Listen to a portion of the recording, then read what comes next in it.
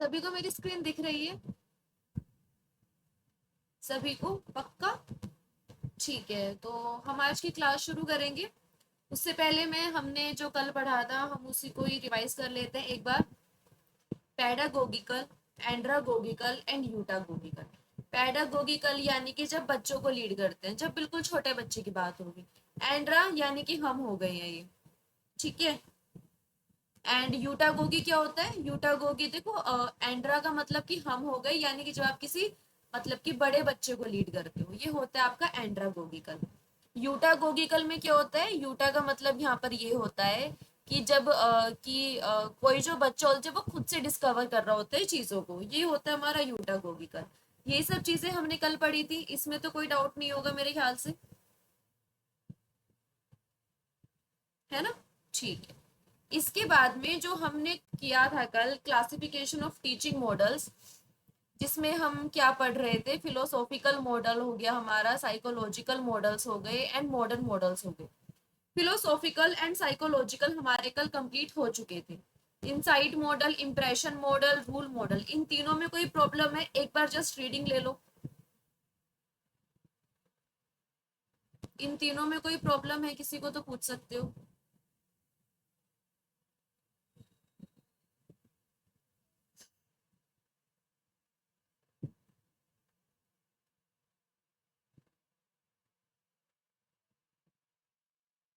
नहीं? क्लियर हो गया एकदम?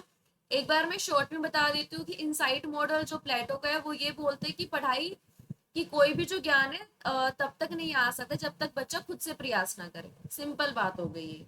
बाकी डेप्थ में जाओगे तो काफी सारी चीजें हैं इसमें।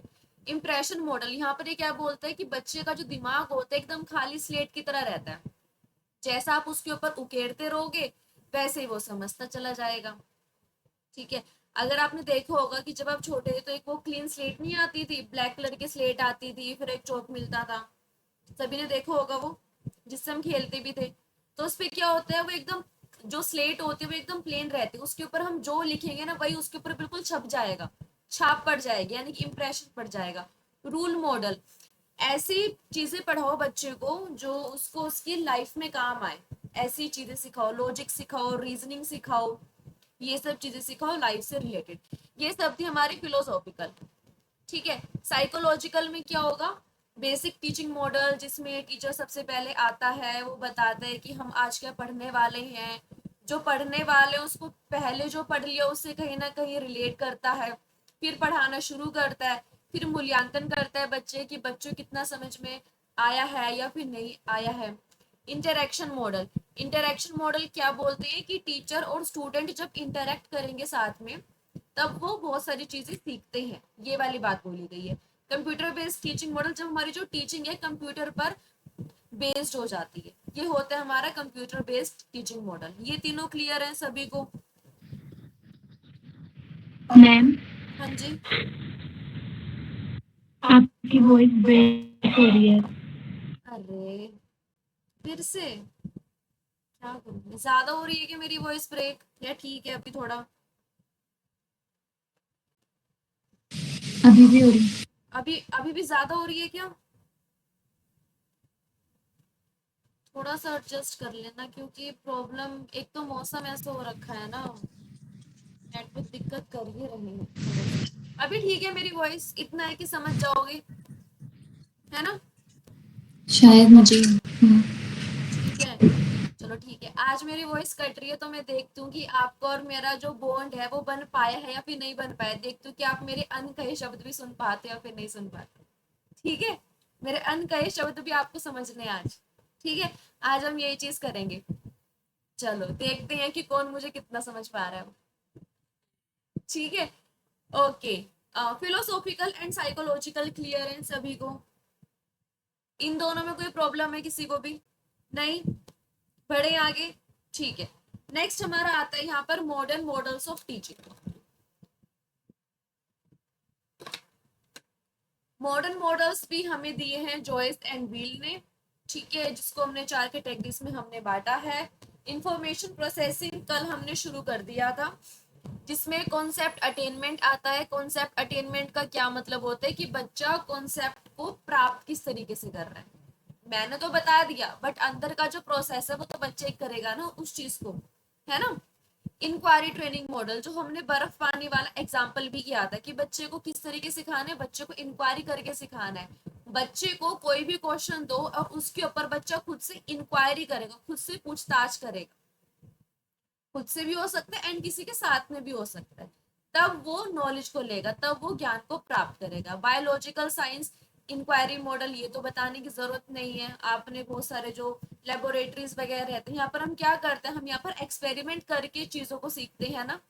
एक्सपेरिमेंट किया, एक्सपेरिमेंट को ऑब्जर्व किया, ऑब्जर्व करने के बाद फिर इंक्वायरी भी कर ली, ये सब चीजें होती है हमारी साइंस में। ठीक है, अभी देखो जो आज का हमारा टॉपिक था, हमें आज करना था एडवांस ऑर्गेनाइजर मॉडल से, यहीं से करना था हमें आज, है ना। ठीक है, एडवांस ऑर्गेनाइजर मॉडल। अब देखो इसको हम थोड़ा सा ना, अभी हम इसको तोड़ तोड़ के देखते हैं, जो किसने दिया है, डेविड ओसोबेल ने दिया। ठीक है, एडवांस ऑर्गेनाइजर मॉडल, इसमें क्या बोला गया है, इसमें ना सिंपल सी बात बस ये बोली गई है, जैसे आप किसी जब नई जगह पर जाते हो तो आप एक बार मैप चेक करते हो ना, कितनी दूर है, मेरे यहाँ से कितना दूर पड़ रहा है, मुझे कौन सा रास्ता लेना चाहिए, कितना ट्रैफिक मिलेगा रास्ते में, क्या ये सब चीजें आप चेक करते हो, हाँ या ना, करते हो ना। क्यों आप चेक करते हो, आप इसलिए चेक करते हो कि ताकि आपकी जो भी जर्नी रहे उस जर्नी में आपको कोई प्रॉब्लम ना आए, आपको पहले से ही सारी चीजें पता हो कि अच्छा ठीक है, अगर वहां का टेम्परेचर इतना है तो मुझे शायद इस टाइप के कपड़े लेकर जाने पड़ेंगे जो कहीं ना कहीं वहां के लिए प्रेफरेबल हो।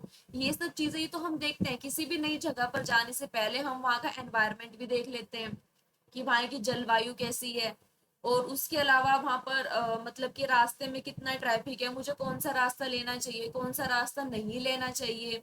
ठीक है, वहां के मतलब हम सारी चीजें हम चेक कर लेते हैं मैप में, क्यों करते हैं, हम पहले से ऑर्गेनाइज इस तरीके से कर लेते हैं ताकि जब हम अपने डेस्टिनेशन पर हम पहुंचे, उस डेस्टिनेशन तक पहुंचने में कोई प्रॉब्लम ना हो। यही तो होता है हमारा मेन, यही तो होता है हमारा मेन उद्देश्य चेक करने का ना। एडवांस ऑर्गेनाइजर मॉडल भी कुछ इस तरीके का है। ये क्या बोलते हैं कि टीचर क्या करेगा, टीचर पहले से ही ना सारी चीजों को ऑर्गेनाइज करके रख लेगा। एग्जाम्पल के लिए बच्चे को पढ़ाना है तो बच्चे को पहले टॉपिक बता दो कि हम आज ये पढ़ने वाले, ठीक है। बच्चे को कहीं ना कहीं उसका लेवल भी बता दो, एग्जाम्पल के लिए कि बच्चा एकदम नई क्लास में आया है, बच्चे ने वो चीज कभी नहीं पढ़ी, तो कहीं ना कहीं उस टॉपिक का लेवल भी बता दो, लेवल बता दिया, हम क्या पढ़ने वाले हैं वो सब चीजें भी बता दी है। इसके अलावा अगर लग रहा है कि शायद ये चीज कहीं ना कहीं बच्चा रिलेट कर सकता है तो वो भी चीज बता दो, यानी कि सारी चीजों को ऑर्गेनाइज करना। ठीक है, इज इट क्लियर, मैप की तरह सेम जैसे मैप काम करता है वैसे ये भी काम करता है।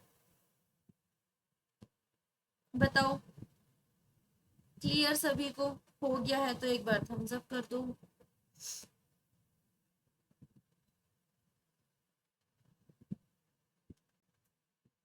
क्लियर हो गया तो थम्स अप कर दो एक बार, अगर सभी को क्लियर हो गया तो। ठीक है, अच्छा अब इसमें क्या लग रहा है कि इसमें क्या चीज मैम एक इम्पोर्टेंट हो बार सकती फिर से बताना। है, एक सेकेंड।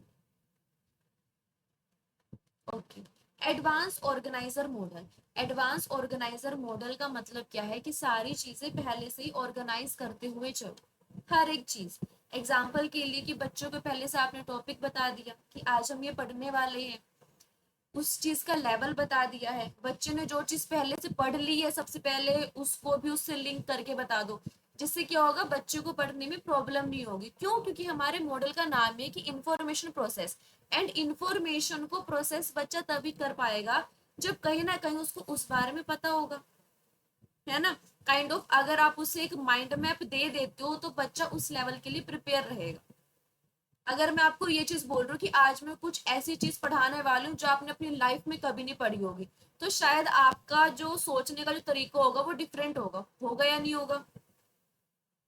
ठीक है, आप शायद उसको थोड़ा मतलब कि इस तरीके सुनो कि अच्छा ऐसा क्या है जो हमने कभी नहीं पढ़ा है, या फिर मैं आपको ये बता देती हूँ कि आज मैं कुछ आपको ऐसा पढ़ाने वाली हूँ जो आपकी डेली लाइफ का हिस्सा है, तो आप उसको किस तरीके से देखोगे कि अच्छा डेली लाइफ का है, तो कहीं ना कहीं आप देखोगे अच्छा रिलेट कर पा रहे हो या फिर नहीं कर पा रहे हो। यानी कि टीचर पढ़ाएगा ही इस तरीके से, सारी चीजों को ऑर्गेनाइज पहले से ही इसलिए करेगा ताकि आपको जो जानकारी है उसको प्रोसेस करने में प्रॉब्लम ना।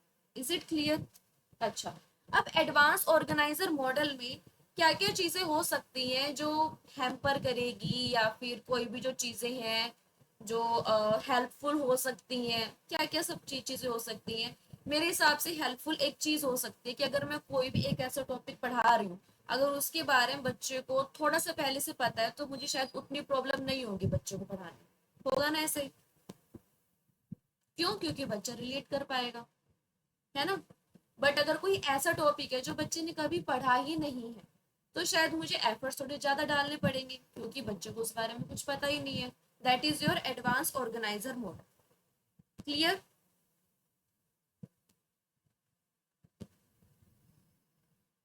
ठीक है, ओके। अब यहाँ पर टीचर का जो काम रहेगा एक तरीके से प्लानर की तरह रहेगा काम। नाम से पता चल रहा है कि टीचर का मेन काम यहाँ पर क्या है? टीचर का मेन काम है कि ऑर्गेनाइज करना, एंड ऑर्गेनाइज करना यानी कि प्लान कर रहा है वो हर एक तरीके से, है ना? यही तो होगा। ठीक है, अब आता है आपके पास में कोग्निटिव ग्रोथ, जो कि आता है डेवलपमेंटल मॉडल। ठीक है, किसने दिया है? जीन पियाजे ने दिया है। अब यहाँ पर आप सभी अपने पेन और नोटबुक लेकर बैठ जाओ। ठीक है, अच्छा, इस बारे में अभी टेंशन मत लेना। आई थिंक कि 1 वीक के बाद में ना, हाँ, आफ्टर अ वीक मैं इस पूरी की ना मैं एक वीडियो अपलोड करूंगी यूट्यूब पर, जो शायद 1 घंटे की रहने वाली है। और वो ये वाली नहीं रहेगी, मैं रिकॉर्डेड नहीं करूंगी अपलोड, वो दूसरी रहेगी। तो प्लीज वो देख लेना क्योंकि उसमें वो सभी चीजें होंगी जो एक्स्ट्रा होंगी। मैं लिंक भेज दूंगी। अभी तो नहीं, क्योंकि अभी मेरे पास मेरा एक्सपी पेन नहीं है तो फिर मैं यहाँ पर लिख नहीं पाती हूँ। मेन प्रॉब्लम यही हुई है। ठीक है, 1 वीक के बाद मैं देहरादून जाऊंगी तो वहां पर मेरे पास में एक्सपी पेन है। ठीक है, okay. Cognitive growth developmental model किसने दिया है? जीन पियाजे ने दिया है। इसको प्लीज ध्यान से समझ लेना। ये हमारा क्या बोलता है? ये एक चीज बोलता है कि कोग्निटिव ग्रोथ का मतलब होता है दिमाग का विकास हो। ठीक है, दिमाग का विकास हो कि बच्चे का दिमाग का जो स्तर है, बच्चे के दिमाग का जो विकास है वो किस तरीके से। जीन पियाजे एक और चीज बोलते हैं कि हर एक एज में बच्चे का सोचने का तरीका, बच्चे का समझने का तरीका, बच्चे की मेंटल एबिलिटी, ये सभी चीजें चेंज होती रहती है। एग्री करते होंगे सब इस बात से? बिल्कुल, है ना? जैसे जैसे हम बड़े होते रहते हैं कहीं ना कहीं हमारे सोचने का तरीका भी चेंज होता रहता है। ठीक है, अगर देखो कोई भी चीज है, अगर मैं आपको किसी छोटे बच्चे को दिखाऊंगी तो शायद वो उसके ऊपर लिमिटेड सोच पाएगा, बट अगर वही चीज मैं किसी बड़े को दिखाऊं तो कहीं ना कहीं वो उसके बारे में ज्यादा सोच पाएगा। एंड बड़े से मेरा मतलब ये नहीं कि बिल्कुल ऐसे ही, बट लेकिन हाँ, एक लेवल तो होता ही है, ये तो आप मानते ही हो। ठीक है, नर्सरी क्लास का बच्चा जो सोच रहा है एंड मतलब कि ग्रेजुएशन वाला जो बच्चा सोच रहा है, दोनों में फर्क तो है ही ना। तो इस तरीके से जीन पियाजे यहाँ पर दिमाग के विकास की बात कर, कि हमारा दिमाग का जो विकास है वो होता किस तरीके से है। अगर हमारी मानसिक जो भी सब चीजें हैं उनका विकास होता किस तरीके से, उसके लेवल्स क्या क्या हो सकते हैं। ये बोलता है कि मतलब कि ऐसा नहीं है कि बच्चे का दिमाग एकदम से बदल जाता है, बदलता नहीं है। बट हाँ, कि बच्चे को एक्सपीरियंस इतने ज्यादा मिलते रहते हैं लाइफ में, या फिर उसने शिक्षा इस तरीके से प्राप्त की होती है कि उसके दिमाग का जो विकास होता है कहीं ना कहीं वो चेंज होता है। और हाँ, हर किसी के दिमाग का जो स्तर है वो सेम नहीं होता है। ठीक है, कोई पर्सन है जितना वो 30 साल की उम्र में सोच पा रहा है, हो सकता है कि ऐसा कोई पर्सन हो जो उसी बात को 21-22 की उम्र में भी समझ पा रहा हो। शायद उसके लाइफ के एक्सपीरियंस कुछ इस तरीके के हैं। मान तो ये मेरी बात, है ना? क्योंकि पर्सनली मुझे ऐसा लगता है कि जो बड़ा हो जरूरी नहीं है कि वो मतलब कि एकदम ही समझदार होता नहीं है ना ऐसा, है ना? क्योंकि हर एक की लाइफ की एक्सपीरियंसेस, हर एक की लाइफ की जो सब चीजें हैं, शिक्षा होगी, हर एक चीज होगी, वो डिफरेंट डिफरेंट रहती है। ठीक है, अच्छा, इसमें ना अभी आपको कुछ कुछ चीजें लिखनी है, वो प्लीज लिख लो। इनका हिंदी वर्जन मैं आपको बता दूंगी, या तो अभी बता दूंगी वरना वीडियो में तो मैं अपलोड करूंगी। ठीक है, ओके। अब मैं क्या बता रही हूँ, पियाजे ने ना देखो, जीन पियाजे ने 4 स्टेजेस बताए हैं, वो 4 स्टेजेस लिख लो। ठीक है, सबसे पहले है आपका sensory motor, sensory motor, SENSORIMOTOR, sensory motor, जो कि होता है आपका 2 साल तक के बच्चे के लिए। ठीक है, सेंसरी मोटर होता है जब बच्चा पैदा होता है तब से लेकर 2 साल तक के बच्चे के लिए रहता है। इसमें क्या क्या मैम होता है? बिल्कुल आवाज नहीं बिल्कुल भी नहीं आ रही आवाज, एकदम ही नहीं आ रही आवाज। अरे अभी अभी तो जब आप बता रहे थे तब कुछ समझ नहीं आया। ओके, मैं दोबारा से बता देती हूँ। अभी ठीक है मेरी आवाज? ठीक है, तो मैं ये बता रही थी कि कॉग्निटिव ग्रोथ जो कि जीन पियाजे ने दी है, जीन पियाजे ने इसके 4 स्टेजेस बताए। ठीक है, जिसमें से सबसे पहला स्टेज है हमारा sensory motor, SENSORIMOTOR, sensory motor. Clear? इसकी जो एज होती है वो ब्रैकेट में लिख लो, 0 से 2 साल, यानी कि 2 साल तक के बच्चे के लिए रहता है। आ रही है मेरी आवाज? मुझे हाँ थोड़ा सा लग रहा है कि हाँ लैग तो हो रहा है कहीं ना कहीं, बट कर लो थोड़ा सा मैनेज। ठीक है, ओके। इसमें क्या क्या सब चीजें रहेंगी खुद से आप लगा सकते हो कि इस लेवल पर बच्चे का कितना होगा सोचने का स्तर। बच्चा देख रहा है, छू रहा है, टेस्ट करने से सीखता है, यानी कि ऑब्जेक्ट परमानेंस, यानी कि बच्चे को बस इतना पता रहता है कि हाँ छूना हो गया, देखना हो गया, ये सब चीजें लिखने की जरूरत नहीं, क्योंकि आपको पता है कि 2 साल तक के बच्चे का जो स्तर होता है वो कितना होता है। बस आपको नेम पता होना चाहिए और वो एज पता होनी चाहिए।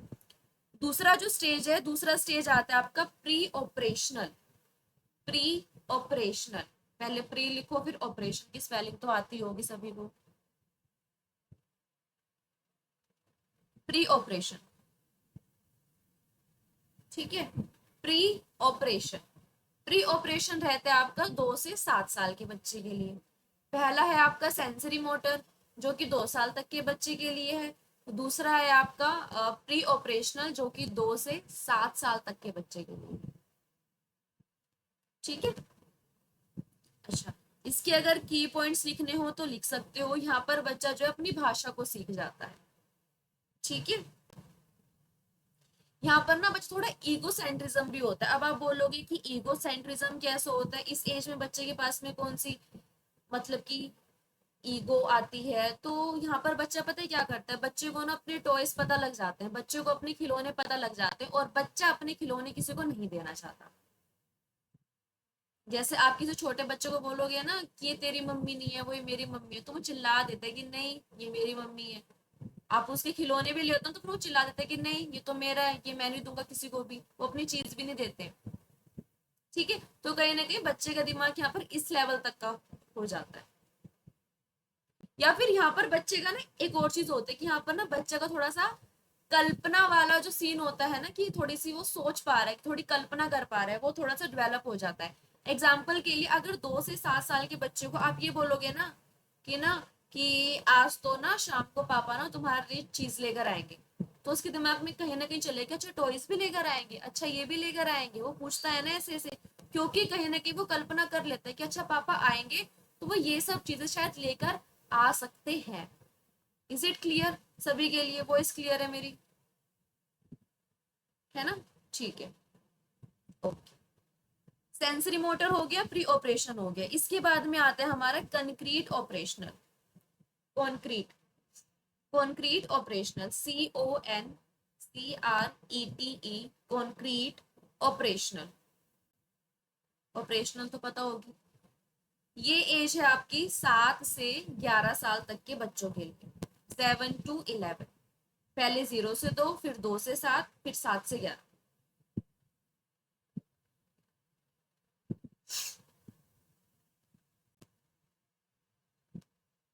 ठीक है, लिख लिए?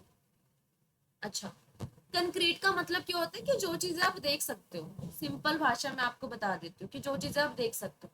कंक्रीट ऑपरेशनल में क्या होगा, यहाँ पर ना बच्चा लॉजिक तो लगा लेता है, पर लॉजिक वो उन्हीं चीजों के ऊपर लगा पाएगा जो चीज उसने देखी हुई हो। अगर आप 7 से 11 साल के बच्चों को कुछ ऐसी चीज बताओगे ना जो उसने कभी नहीं देखी है, तो उसके ऊपर लॉजिक लगाना कहीं ना कहीं मुश्किल हो जाएगा उसके लिए। ठीक है। यहाँ पर क्या होगा कि बच्चा उन चीजों पर लॉजिक लगा सकता है कि जो चीज बच्चे ने देखी हुई है। ठीक है। एंड लास्ट स्टेज आती है हमारी फॉर्मल ऑपरेशनल। Formal operational.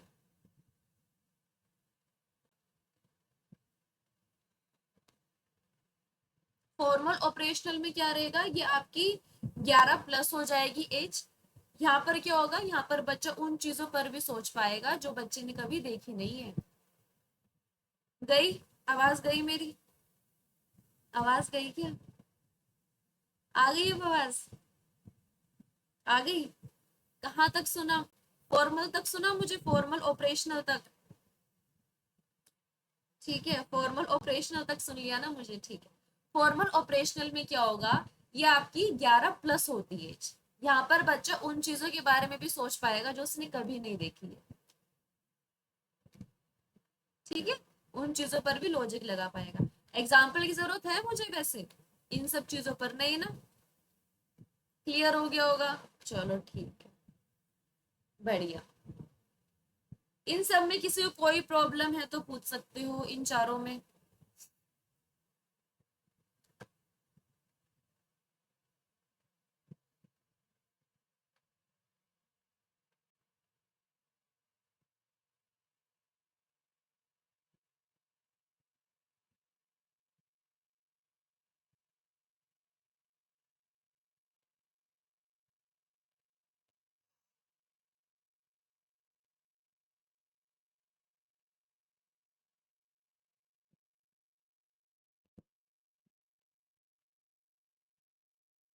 जी। इन सब में कोई प्रॉब्लम है किसी को? नहीं? क्लियर एकदम? ठीक है, चलो बहुत ही बढ़िया। फिर आते हैं हमारे पास में personal models family. Personal models family में क्या होता है, emotional development, selfhood and personal capacity. क्या लग रहा है कि क्या क्या सब चीजें हैं? क्या लग रहा है, क्या है? भावनात्मक विकास, आत्मबोध और व्यक्तिगत क्षमता।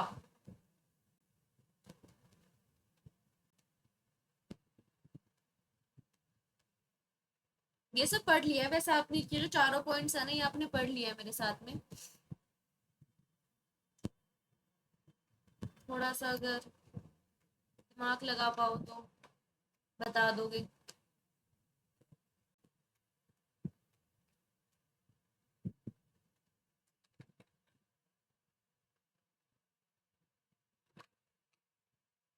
चलो बता देती हूँ। Non directive teaching model. Non directive में क्या होता है, सिंपल बात है कि टीचर डायरेक्ट नहीं पढ़ाएगा, टीचर इनडायरेक्ट पढ़ाएगा। एग्जाम्पल के लिए वही प्रोजेक्ट हो गया आपका, कि टीचर ने बच्चे को काम दे दिया है, बच्चे वो काम करके तब सीख रहे हैं।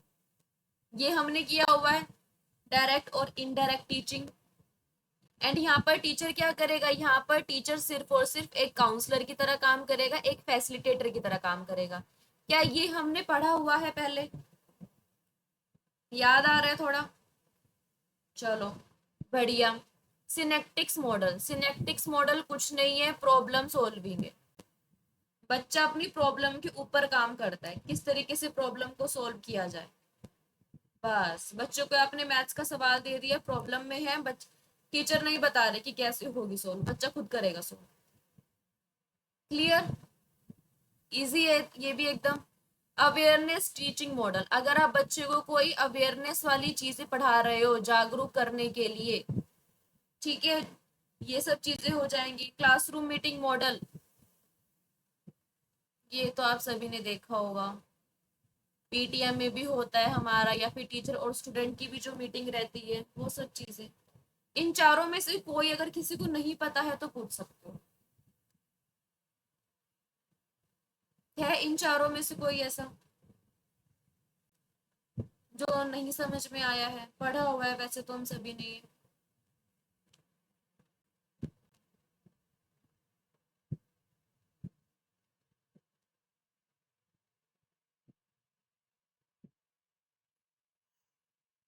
ये जो अपनी कॉपियां भर रहे हो ना आप सब, इसको ना पलट के थोड़ा देख भी लिया करो, वरना एक टाइम ऐसा आएगा कि नोटबुक तो इतनी सारी भर दोगे, फिर ऐसा लगेगा कि हमने इतनी सारी, हमने पूरी की पूरी बुक लिख दी है ना। पूरी की पूरी बुक नहीं लिखने की कभी, चलो हम तो पब्लिश ही करा रहे हैं सीधा अपने नोट्स, बच्चे पढ़ लेंगे, उनकी हेल्प हो जाएगी।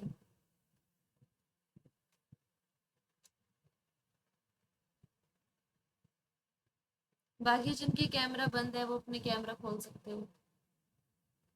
ऐसे पता नहीं क्यों मुझे चीटिंग लगती है कि आप लोग चीटिंग कर रहे हो।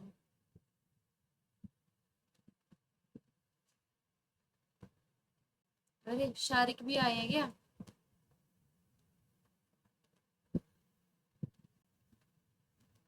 हरिओम। हरिओम हरिओम, क्या हाल चाल है आपके? ठीक है मैम। नेक्स्ट हम देखते हैं आप कैसे हैं? सोशल, बढ़िया बढ़िया। चलो नेक्स्ट हम देखते हैं यहाँ पर सोशल इंटरेक्शन मॉडल। इजी है बहुत ज्यादा, इसमें आपको दिक्कत नहीं आएगी। सबसे पहली बात क्या होगी, सबसे पहले हमारे पास में group investigation model. Group investigation model कुछ नहीं है, मैंने आपका 4-5 का ग्रुप बना दिया, आपको कोई मैंने एक प्रॉब्लम दे दी है, बट उस प्रॉब्लम को आप सोल्व करोगे अपने ग्रुप के साथ में, अकेले सोल्व नहीं करोगे आप उस प्रॉब्लम। ठीक है, पूरे ग्रुप में इन्वेस्टिगेट करोगे प्रॉपर अच्छे से तब। ठीक है, एक ही आता है आपका जूरिस्प्रूडेंशियल इंक्वायरी मॉडल, दैट इज विधि शास्त्रीय पूछताछ मॉडल। ये क्या है, ये ना एक वैसे ये ना लीगल टर्म है, ये लीगल टर्म है। इसमें क्या होता है, ये बोलता है ना कि क्लास को ना तुम एक तरीके से पूरा कोर्ट समझो। कोर्ट पता है ना सभी को, high court, district court, supreme court होते हैं। कि क्लास को ना तुम पूरा कोर्ट समझो, कि अगर तुम्हारे पास में कभी कोई ऐसी प्रॉब्लम आती है ना, तो आपका जो मेन फोकस है सिर्फ उसका सॉल्यूशन निकालने पर नहीं है। उस प्रॉब्लम को देखो, उस प्रॉब्लम के पीछे के कारण को देखो, वो कारण के जो कॉन्सिक्वेंसेस है उन सभी चीजों को देखो, प्रोस देखो, कॉन्स देखो, क्या है क्या नहीं है। और उसमें ये भी देखो कि अगर ये प्रॉब्लम है, अगर ये प्रॉब्लम किसी और तरीके से होती तो हम इसको कैसे सोल्व करेंगे। सिंपल भाषा में बोलूं, जो वकील होते हैं वो क्या करते हैं, बात की खाल निकालते हैं ना। तो बस वही वाली बात है कि आपको छोटी सी बात देती है, बट आपको उस बात की पूरी खाल निकालनी है अच्छे से। क्लास को प्रॉपर एक कोर्ट बना दो आप, ठीक है, कचहरी हिंदी भाषा में उस तरीके से सोल्व करना है। वो एक प्रॉब्लम दी है, ये प्रॉब्लम क्यों है, इस प्रॉब्लम के पीछे का कारण क्या है, उसके प्रोज देखो, उसके कॉन्स देखो, लिमिटेशंस देखो, एडवांटेज देखो, डिसएडवांटेज देखो, उसके परिणाम भी देखो। अगर ये प्रॉब्लम का स्वरूप अगर हम किसी और तरीके से देते तो क्या हो जाता। अगर ये प्रॉब्लम शहर की, अगर ये गांव में होती तो किस तरीके से होती। अगर यहाँ पर बात लड़के की हो रही, लड़की की होती तो किस तरीके से होती। यानी कि प्रॉपर एकदम कोर्ट बनाना है आपको क्लास का, तब जाके आप क्या करोगे, आप अपनी, आपका जो ज्ञान का जो स्तर है इस लेवल पर ज्यादा बढ़ जाते हैं। क्यों? क्योंकि आपने सिर्फ सॉल्यूशन पर फोकस नहीं किया, आपने और भी सारी चीजें देखी। Is it clear? विधि शास्त्रीय पूछताछ मॉडल सभी के लिए क्लियर हो गया सभी को? चलिए फिर बढ़िया। नेक्स्ट आता है हमारे पास में social inquiry model. Social inquiry model कुछ नहीं है, सामाजिक पूछताछ मॉडल। की यहाँ पर क्या कर रहे हैं कि समाज की प्रॉब्लम है एंड वो समाज में पूछताछ करके आपको सोल्व करनी। यहाँ पर अपने तुक नहीं लगाने आपको ज्यादा। ठीक है, इज इट क्लियर सभी के लिए? इजी है, नाम से पता चल रहा है। एक आता है आपके पास में role playing model. Role playing model में क्या होता है, अच्छा कभी कभी हम ऐसे बोल देते हैं ना कि तू मेरी प्रॉब्लम नहीं समझ सकते। क्यों नहीं समझते? क्यों नहीं समझ सकते? अगर तुम मेरी जगह पर होते ना तब तुम्हें पता चलता। तो आपको यहाँ पर क्या करना है, प्रॉपर रोल प्ले करके देखते हो प्रॉब्लम को। ठीक है, आप क्या कर रहे हो, आपने वही भूमिका निभा कर तब देखा है कि इस प्रॉब्लम को हम किस तरीके से सोल्व कर सकते हैं। क्लियर हो गया सभी को रोल प्लेइंग मॉडल? ठीक है, एक आता है आपके पास में लेबोरेटरी मेथड या फिर टी ग्रुप मॉडल। अगेन वही लेबोरेटरीज वाला हो गया है, प्रॉपर फाइंड आउट करो लेबोरेटरी वाला, की वही की साइंस वाली बात हो गई है, एक्सपेरिमेंट करो अच्छे से। इस इन पांचों में कोई दिक्कत है किसी को? बताओ। मिताली, अनामिका, शिवम, शुभम, जिनके कैमरा बंद है, कोई प्रॉब्लम, दिक्कत, परेशानी? क्लियर हो गया? ठीक है। हाँ जी, शिवम और मिताली। ठीक है, ओके ओके, ठीक है। नेक्स्ट हम देख लेते हैं यहाँ पर क्या होगा, बिहेवियर मॉडिफिकेशन मॉडल। अच्छा, ये ना इम्पोर्टेंट है आपका बहुत ज्यादा, ऑपरेंट कंडीशनिंग मॉडल। इसका मैं आपको ना कीवर्ड देती हूँ, बीएफ स्किनर। अच्छा, स्किनर के नाम से कुछ याद आ रहा है? एक और चीज दी है स्किनर ने, ट्रिक बताई थी इसको कि स्किनर ने पी रखी है, पर्सनलाइज्ड इंस्ट्रक्शन। याद आ रहा है कुछ? स्किनर ने पी ली है, और स्किनर ने इतनी पी लिया कि उसको ऑपरेशन करना पड़ेगा, ये मैंने ट्रिक बताई थी, है ना? Operant conditioning model, BF Skinner क्या बोलते हैं? बीएफ स्किनर ना ये बोलते हैं कि बच्चे किसी भी चीज को तभी सीखता है और उसको तभी अप्लाई भी करता है जब उसको उसके परिणाम पता हो। एग्जाम्पल के लिए, एक छोटा बच्चा है, छोटे बच्चे को ये पता है कि अगर वो स्कूल से आता है, छोटा ही बच्चा है, ज्यादा नहीं है, मतलब कि नर्सरी, एलकेजी या फिर यूकेजी क्लास का बच्चा है, वो स्कूल से आता है, एंड स्कूल से जब वो वापस आता है तो उसने क्या किया, उसने अपना बैग एकदम सही जगह पर रखा, उसने अपने शूज एकदम सही जगह पर रखे। तो क्या होगा, मम्मी उसको शाबाशी देगी कि ये तो काम आपने बड़ा अच्छा किया है, और हो सकता है कि उसको चॉकलेट भी दे, होगा ना ऐसे ही?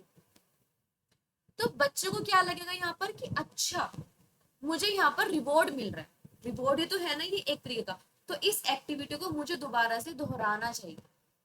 हाँ या ना? क्या चीज बच्चों को लगेगी? अगर बच्चों का इनाम दे रहे हो कि कोई भी चीज करने के लिए, अगर बच्चे ने कोई भी एक्टिविटी की है, बच्चे ने कोई ऐसी क्रिया की है जिसके लिए उसको कोई रिवॉर्ड मिल रहा है, तो वो एक्टिविटी बच्चा दोहराएगा ही दोहराएगा। ठीक है, दूसरा समझिए। अब क्या होता है कि बच्चे ने क्या किया, बच्चा स्कूल से आता है एंड बच्चे ने अपने शूज यहाँ वहां फेंक दिए, बैग जो है वो गेट पर रख दिया, तो मम्मी डांट सकती है, हो सकता है कि शायद थप्पड़ भी लगा दे, ज्यादा जोर से नहीं बट लेकिन हाँ थोड़ा सा कि डराने के लिए बच्चे को। तो बच्चे को डर लगेगा, बच्चा क्या करेगा कि अच्छा अगर मैंने ये वाली एक्टिविटी करी है तो मुझे यहाँ पर पनिशमेंट मिल सकती है, तो बच्चा वो एक्टिविटी फिर नहीं करेगा। स्किनर का कहना ये है कि आपको क्या करना है, बच्चे की ना कंडीशनिंग करनी होती है। कंडीशनिंग का मतलब क्या होता है? कंडीशनिंग का मतलब ये होता है जैसे शैम्पू के बाद जब हम कंडीशनर करते हैं तो वो क्या करता है, हमारे बालों को और अच्छे तरीके से, मतलब कि हमारे जो बाल है वो और अच्छे तरीके से निखर के आते हैं, होता है ना ऐसे ही? तो स्किनर भी यही चीज बोल रहे हैं कि बच्चे को हमें क्या करना है, बच्चे का जो बिहेवियर है, हम चाहते हैं कि बच्चे का बिहेवियर में रूपांतरण हो, बच्चे का जो बिहेवियर है वो निखर के आए। बट वो निखर के कब आएगा, जब आप ऑपरेंट करोगे। Operant it's a kind of operation. Operation क्या है, हम करते हैं ना, ऑपरेशन होते हैं हमारे। ऑपरेशन अगर सक्सेसफुल हुआ तो अगेन उस डॉक्टर के पास में जाओगे, बट अगर उस डॉक्टर ने ऑपरेशन खराब कर दिया तो उस डॉक्टर के पास आप नहीं जाओगे ना, यही तो होता है। तो अगर काम अच्छा कर रहे हो तो दोबारा से वो वाला काम रिपीट होगा, अगर काम बुरा कर रहे हो और उसके लिए आपको पनिशमेंट मिल रही है तो वो काम दोबारा से बच्चा रिपीट नहीं करे। क्लियर सभी को? बीएफ स्किनर की ऑपरेंट कंडीशनिंग, इसके जो कीवर्ड है वो एक तो है रिवॉर्ड और एक है पनिशमेंट। ठीक है, रिवॉर्ड यानी कि इनाम हो जाएगा आपका कि हाँ कुछ भी काम किया है तो इनाम मिल रहा है, एंड पनिशमेंट तो सभी को पता है ना? ठीक है, ऑपरेंट कंडीशनिंग समझ में आ गया सभी को, है ना? अच्छा, डायरेक्ट इंस्ट्रक्शन मॉडल ये हम पहले कर चुके हैं, जहां पर टीचर पढ़ाता है, ये हम पहले कर चुके हैं, दोबारा से बताने की जरूरत नहीं है। किसी को डाउट है इसमें से किसी में भी? नहीं? सभी को क्लियर हो गया एकदम बढ़िया से? क्या बात है, बहुत ही बढ़िया। ठीक है, ओके। ये कुछ नहीं है, ये सब चीजें हम कर चुके हैं, non directive model, inquiry training model, ये सभी चीजें हम कर चुके हैं। ये क्वेश्चन है, ये आपके नोट्स में है, कितने क्वेश्चन है? हाँ, दो ही क्वेश्चन है, देख लेना आराम से। ठीक है, मुश्किल नहीं है, कर लेना। ठीक है, अभी आप एक काम करो, सभी के सभी फटाफट से 2-3 मिनट का ब्रेक लो, फिर हम दोबारा से करते हैं शुरू। ठीक है, क्योंकि नया टॉपिक है, नए टॉपिक से पहले आप थोड़ा सा ब्रेक ले लो।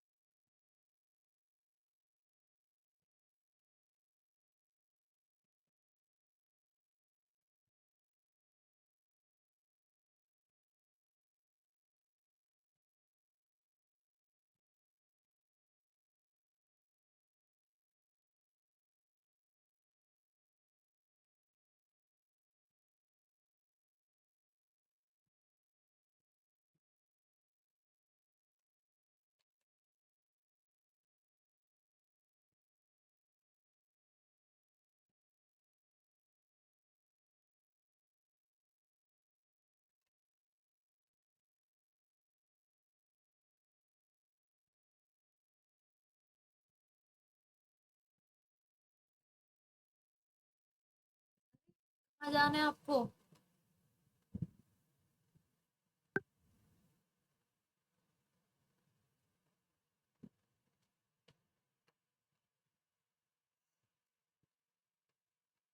ओके ओके, ठीक है, जाइए आप। बाय।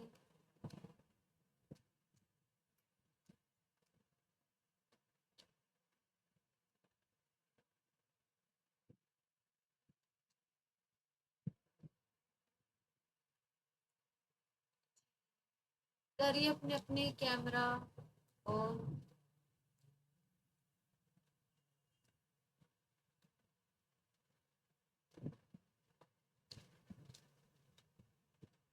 हो गया क्या ब्रेक? ब्रेक हो गया तो खोल लो अपने कैमरा। ऐसे तो मैं शक्लें भूल जाऊंगी आपकी।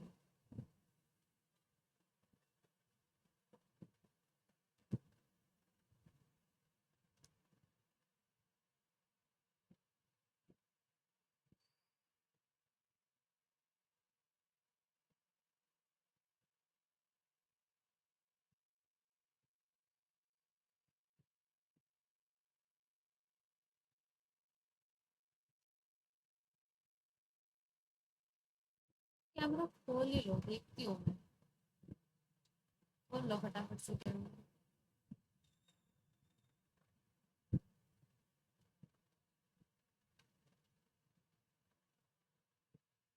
चलिए, करें फिर, कंटिन्यू करें क्लास को। करें।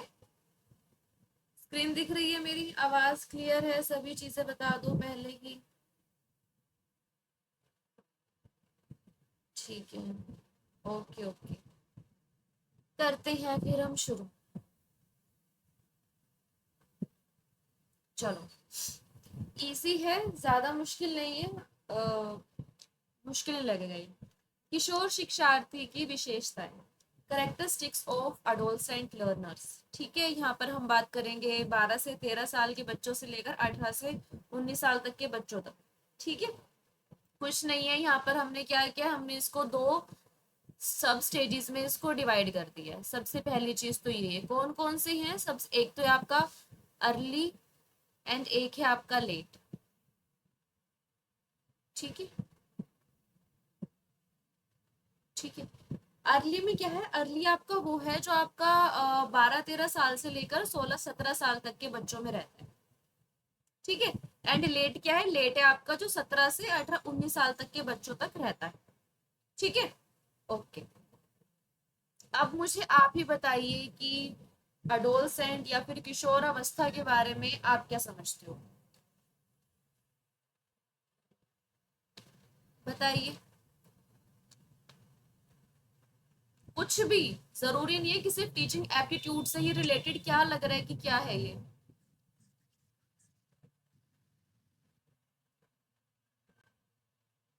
मैम ये ऐसी एज होती है जिसमें हमारे बॉडी में चेंजेस आते हैं, तो एडोलसेंस बोलते हैं इसको।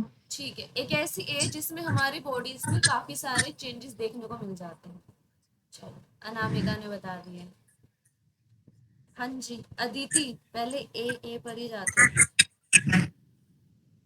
अदिति सब वो मैं सबसे पूछ रही हूँ, ठीक है, सबसे पूछूंगी मैं।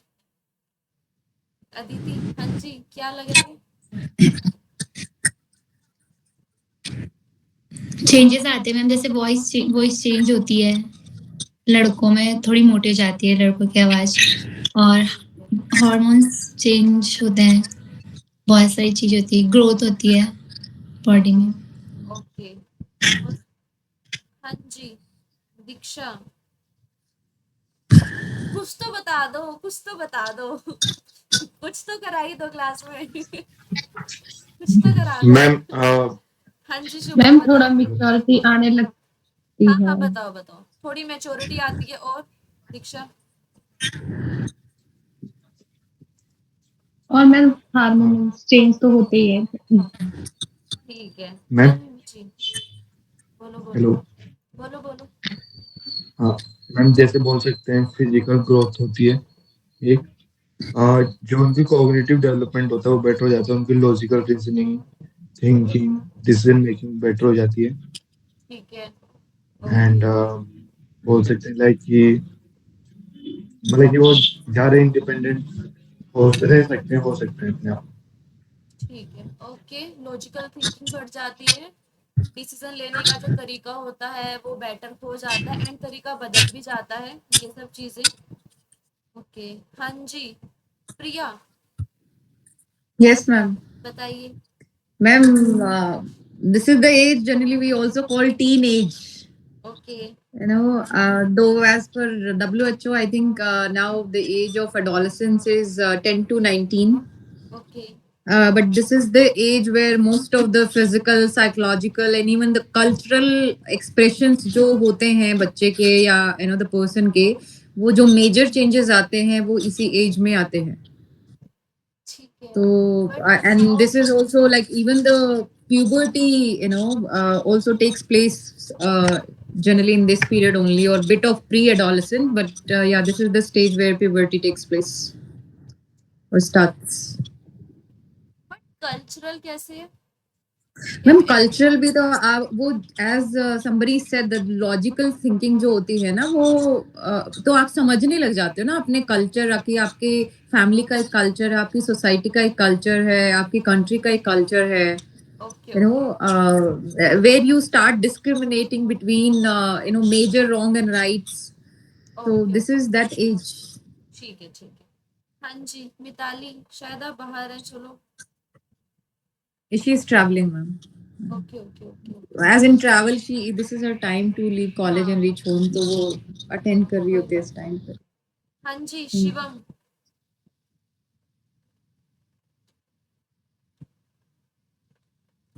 मैम यही है, सब कुछ जो बता दिया। अरे जय शिव शंभू, हो गया मेरा, तो इतना ही था बस। So, ma'am, can we also put it in a way stage where the major biological, cognitive, psychological, and social changes or the development happen बिल्कुल in बिल्कुल, the यही person? सभी चीजें हैं, यही सभी चीजें हैं, बस मैं देख लूं कि हाँ कौन कितने लेवल का सोच पा रहा है, क्योंकि ऑन द स्पॉट ना बताने में शायद कुछ ना कुछ पॉइंट्स होते हैं जो मिस हो जाते हैं, तो मैं वही चीज थोड़ी सी डेवलप करने की कोशिश कर रही हूँ, जो बाद में याद आती है ना चीजें कि ये भी तो था, वो मैं चाहती हूँ कि वो अभी याद आए।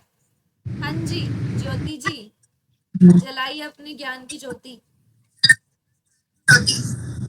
मैम इस एज में हमारी जो प्रॉब्लम सॉल्विंग स्किल है वो बढ़ती है, और हम मतलब अच्छे से अपने प्रॉब्लम को सॉल्व कर पाते हैं बाकी एज के कंपैरेटिव, और कॉग्निटिव थिंकिंग भी बढ़ती है।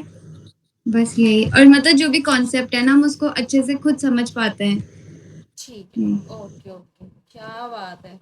ठीक है, चलो, हो गई बस क्लास खत्म, कर दूं एंड? बता तो दिया। शिवम कह रहे हाँ कर दो, कितनी जल्दी है, कितनी जल्दी है भाई क्लास एंड करने की। उसमें ना एक ना शब्द आता है जिस शब्द का नाम है शर्म। वो ना थोड़ी सी रखनी चाहिए कि हाँ क्लास एंड को बोला तो हाँ कर दो। एंड्रा होगी कल ना, बस यही तो दिक्कत है कि कुछ कह नहीं सकते। अरे यार, Ma'am, your desire is our command, you know. It's like your आपकी इच्छा हमारे लिए command जैसे. So that's नहीं नहीं, कुछ नहीं। चलिए, डायमेंशंस ऑफ डेवलपमेंट, ठीक है, ओके। अडोलसेंट में यही सब चीजें हैं। मैं ये नहीं बोलती कि आप सब इतना ही सोच पा रहे हो, बट कभी कभी क्या होता है ना कि ऑन द स्पॉट सोचने में ऐसे बहुत सारे पॉइंट्स होते हैं जो हम मिस कर देते हैं, जो बाद में याद आते हैं। एंड कभी कभी क्या होते हैं जो दूसरे की बात सुन के भी याद आते हैं कि अच्छा हाँ ये भी तो था, कि ये तो हमने सोचा ही नहीं था। तो ये सब चीजें भी हो जाती है, ओके। अडल्टहुड है, सिंपल सी भाषा में बोलूँ तो ये एक ऐसी एज है या फिर एक ऐसा फेज है जो ट्रांजिशन का फेज है, ठीक है। ट्रांजिशन का फेज है जहां पर बहुत सारे बदलाव आते हैं, चाहे वो हमारी कोग्निटिव हो, ठीक है, साइकोलॉजिकल हो हमारी, या फिर हमारी फिजिकल हो, काफी सारे ट्रांजिशन आते हैं, ठीक है। सेक्सुअल एंड लीगल मैच्योरिटी भी आती है। हम इन सब चीजों को हम थोड़ा समझने लग जाते हैं, ठीक है, समझने लग जाते हैं, प्रॉपर इन दैट सेंस में नहीं, बट लेकिन हम इतना बोल सकते हैं कि ये सब चीजें हम अटेन कर लेते हैं, तो कहीं ना कहीं हमारे दिमाग में इन सब को लेके एक मेच्योर फीलिंग डेवलप होने लग जाती है, ठीक है, ओके। अभी अगर मैं बात करूं कि फिजिकल डेवलपमेंट क्या क्या हो सकते हैं, तो डेवलपिंग सेक्सुअल अवेयरनेस हो जाएगा आपका, बिल्कुल। रैपिड बॉडीली चेंजेस, बॉडी में चेंजेस होते हैं बहुत ज्यादा। रेस्टलेसनेस, हाँ ये भी होता है कि हाँ थोड़ी सी थकावट महसूस हो जाती है, फेटीग हो जाते हैं। क्यों होते हैं? क्योंकि हार्मोनल चेंजेस बहुत ज्यादा हो जाते हैं, इस वजह से। इंक्रीज्ड एनर्जी लेवल्स, हाँ ये भी होता है हमारा, ठीक है। अगर मैं इमोशनल की बात करूँ तो इमोशनल में मूड स्विंग्स बहुत ज्यादा होने लग जाते हैं कि अभी खुश थे, अभी कैसा हो गया, अभी कैसा हो गया, अभी कैसा हो गया, ठीक है। Self consciousness and sensitivity to criticism, इसका क्या मतलब है? आत्मचेतना व व्यक्तिगत आलोचना के प्रति संवेदनशीलता, इसका क्या मतलब है?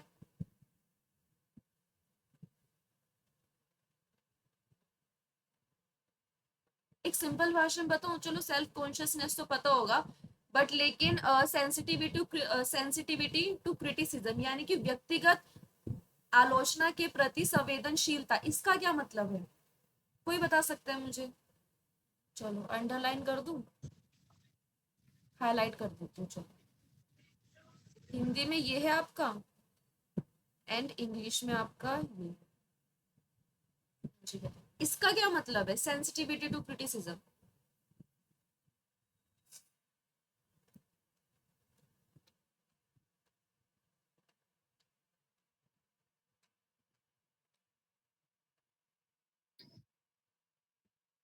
मैंने यही होगा इसमें कि जैसे हमें कोई कुछ बोल देता है ना, तो हम बहुत सेंसिटिव हो जाते हैं, मतलब हम एकदम से रोना आ जाएगा, हम एकदम से हम चीजों को अपने में ले लेते हैं, इसमें शायद ये। hello. Yes, ma'am. So, ठीक है, हाँ जी प्रिया बताइए। it's also like you know, as my fellow students said, that you become sensitive. Also, you also learn to be either responsive or reactive towards the criticism. You know, so you understand those parts because it's a growing age. So when somebody criticizes you or appreciates you, you get to know the difference, and accordingly, yes, not in all the cases, but yes, you do get that awareness that how to respond or react to it. ठीक है, okay. और कुछ तो वो point sensitivity आ जाती है, दो you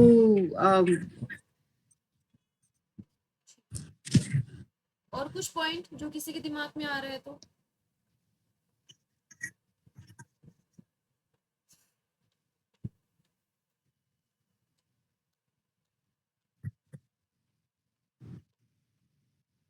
कुछ भी पॉइंट जो आ रहा है? हाँ जी, कुछ पॉइंट आ रहा है? आ रहा है कुछ point? ma'am, it can sensitivity to criticism. It also can, they understand different emotions like you know, it can also trigger sometime anxiety, defensiveness, shame, बिल्कुल बिल्कुल those kind of emotions also, they start understanding, you know. So Absolutely. वो जो एक high personal expectations हो जाती है ना खुद से और अपनी सराउंडिंग से, वो थोड़ा बढ़ने लग जाती है. ठीक है, अच्छा, बिल्कुल सही है जो आपने पॉइंट्स बताए हैं, एंड अनामिका ने भी जो तो पॉइंट्स वो एक बताए हैं वो सही है. हाँ जी बोलिए. जो कोप एंड रिस्पॉन्ड वाला जो मैकेनिज्म है वो एक्टिव होने लग जाता है मैम. हाँ, क्या बात है. चलिए, आधे ज्यादा पॉइंट्स तो बता ही दिए हैं, मैं इसको शॉर्टकट करना चाहूंगी. ठीक है, क्योंकि मेरे एग्जांपल्स भी ऐसे रहते हैं जो आपको याद रहे, एटलीस्ट क्लास तक तो याद रहे, लंबे समय तक के लिए याद तब होगा जब आप उसको प्रोसेस कर पाओगे. अच्छा, म्यूट कर लीजिए please Priya. Okay. Yes, ma'am. अच्छा, कभी किसी के साथ हुआ है ऐसा जब हम इस एज में थे, लाइक अडोलेसेंट वाली एज में थे, कि यार ये मेरा है तो इसके बारे में तो बुरा मत बोलो?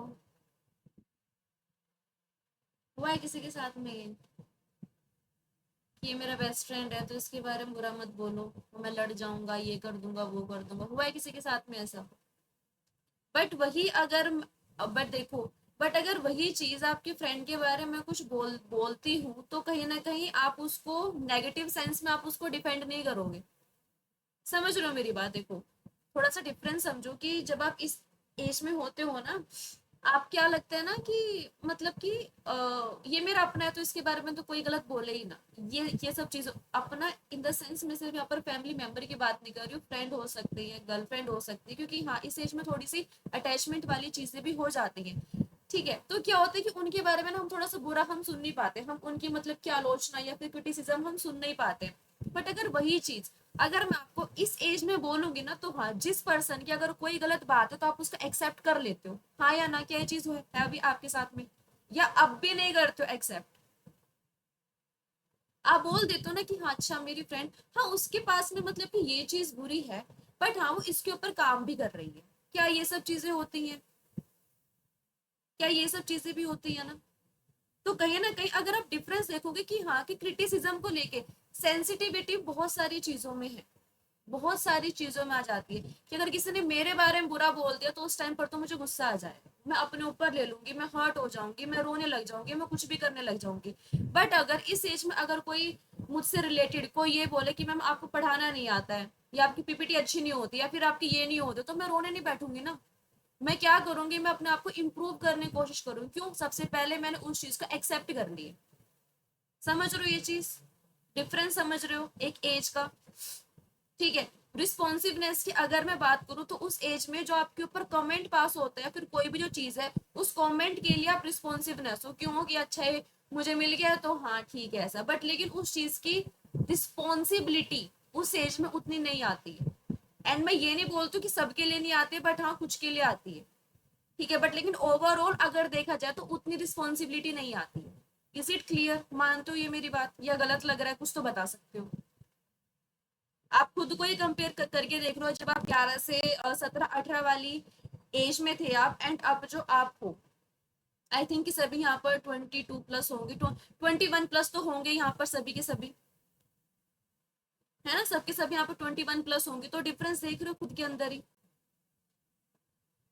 है ना? क्या ये चीज हुई है सभी के साथ में कि क्रिटिसिज्म को लेके, क्रिटिसिज्म चाहे वो आपके लिए, आपके फैमिली मेंबर के लिए, आपके फ्रेंड को लेकर हो, किसी भी चीज को लेकर हो, कहीं ना कहीं सेंसिटिविटी उस टाइम पर बहुत ज्यादा होती है. बट इस एज में जाकर हम थोड़ी सी थिंकिंग हमारी उस टाइप की हो जाती है कि हाँ सब चीजों के ऊपर हम सोच पा रहे होते हैं. मानते हो ये बात? ठीक है, छोटे छोटे पॉइंट्स है जिनको थोड़ा सा मतलब कि एक्सप्लेन करना थोड़ा सही रह जाता है. Desire for independence from adult control.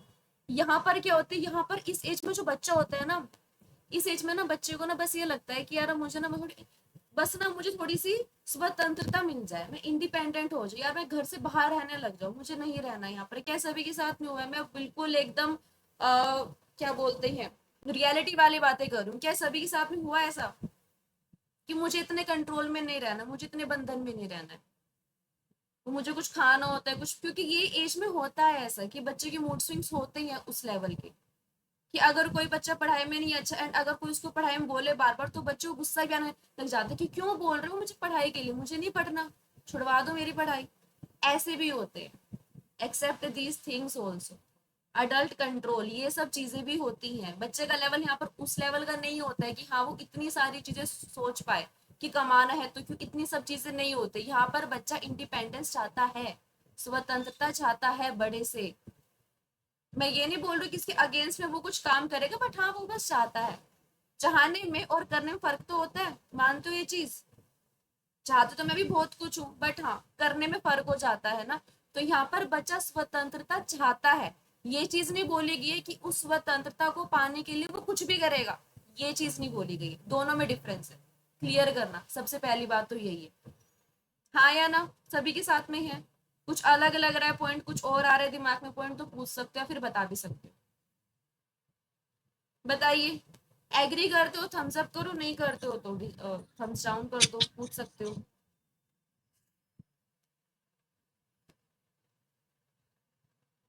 ठीक है, किसी के दिमाग में और कुछ पॉइंट? क्योंकि ये सब चीजें फैक्चुअल हैं। अब जाके तो हमें लगता है कि नहीं हम गलत कर रहे थे या फिर ऐसा हो रहा था वैसा हो रहा था, बट हाँ ये सब चीजें भी रहती हैं कहीं ना कहीं। बात बोलो कि इस पॉइंट को लेके इतना ज्यादा क्योंकि यहाँ पर बात ही आपकी साइकोलॉजिकल हो रही है, मानसिक तरीके से बात हो रही है, इमोशनल की बात हो रही है। ठीक है, social development seeking peer approval. कोई भी ऐसे देखो, आप ना एक डिफरेंस आप समझना कि इस एज में क्या होता है ना कि हम चाहते हैं कि ना हम अच्छे लगे, हम अच्छे दिखे, होता है ना ऐसा। बट हमारी जो एज है तो हमें फर्क नहीं पड़ता कि हम कैसे लग रहे हैं, भाई मुझे पहनो तो मैं पहनूंगा, ये मुझे कंफर्टेबल लग रहा है तो मैं पहनूंगा। होता है ना ऐसा, या अब भी नहीं हो रहा है ऐसा? ठीक है, कि अब पता है क्या होता है कि अगर हम इस एज में क्या आता है कि अगर मैं बाहर जाना है ना, मैं लड़कियों को बता देती हूँ, इस एज में जब लड़कियां होती है बाहर जाना तो एकदम बाल वाल सेट करके तब जाएंगी, लिपस्टिक वगैरह लगा के तब जाएंगी प्रॉपर अच्छे से, इस एज में बता रही हूँ मैं। बट लेकिन अभी का क्या है कि ऐसे जा रही है बस। लड़कों का भी ऐसा रहता है कि उस टाइम पे तो हाँ पूरा पूरा कर रहे हैं, बट अभी क्या हो रहा है कि चल लेते हैं, क्या हो गया उसमें। तो यहाँ पर वो हमारी वाली जो एज है ना, हम अपने कंफर्टेबल के हिसाब से थोड़ा सा हम काम करते हैं, बट वहां पर हमें पीयर अप्रूवल, यानी कि जो हमारे साथ वाले हैं ना, हम कहीं ना कहीं हम उनसे अप्रूवल पूछ लेते हैं कि अच्छा हम कैसे लग रहे हैं, कैसे नहीं लग रहे, ये सब चीजें हो जाती है। ठीक है, लाइफ के जो डिसीजन भी रहते हैं कहीं ना कहीं हम पूछ लेते हैं कि हमें क्या करना चाहिए क्या नहीं करना चाहिए। बट अब की जो एज है, कहीं ना कहीं हमारे दिमाग में ये आ जाता है कि हाँ हमें पता है कि हमें क्या करना है और किस चीज में हम अच्छा कर सकते हैं, मतलब प्रॉपर तरीके से अभी हम डिपेंड नहीं हुए है ना। क्या ये सब चीजें हैं डिफरेंस? ठीक है, increase focus on peer group activities. हाँ जी भाई, मेरे दोस्त वगैरह सब कर रहे हैं तो चलो घूमना है, चलो दोस्ती वाली सीन यहाँ पर थोड़ा सा रहता है। इंटरपर्सनल स्किल्स, हाँ जी बिल्कुल ठीक है, बातचीत करना हम चाहते हैं कि हमारी स्किल्स बढ़े, अंतर व्यक्तिगत जो कौशल रहते हैं ये सब चीजें हमारी बढ़े। ठीक है, नेक्स्ट क्या होगा यहाँ पर? मोरल डेवलपमेंट की अगर बात करूँ तो जजिंग अदर्स क्विकली, हम दूसरों को यहाँ पर जज करने लग जाते थे इस एज में। क्या ये बात सही है?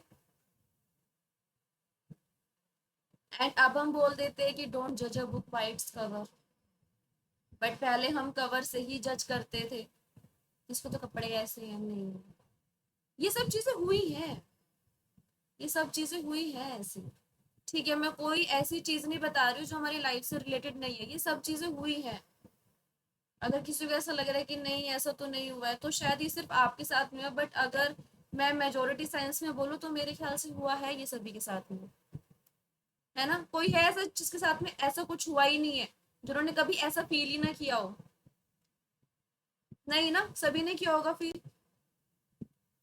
ठीक है, एक्नोलेजिंग ऑन फॉल्ट स्लोली, अपनी गलतियों को ना इस लेवल पे जो बच्चा होता है वो धीरे धीरे समझ में आती है उसको, अपनी गलती एकदम समझ में नहीं आती, टाइम लगता है थोड़ा सा। इंटेलेक्चुअल तो बताने की जरूरत नहीं है, इतना अच्छा बता दिया आपने। ठीक है, ये सब चीजें, यहाँ तक किसी को प्रॉब्लम है तो पूछ सकते हो, किसी को कोई भी प्रॉब्लम है तो पूछ सकते हो। यहाँ से हम करेंगे कल, आज नहीं करेंगे।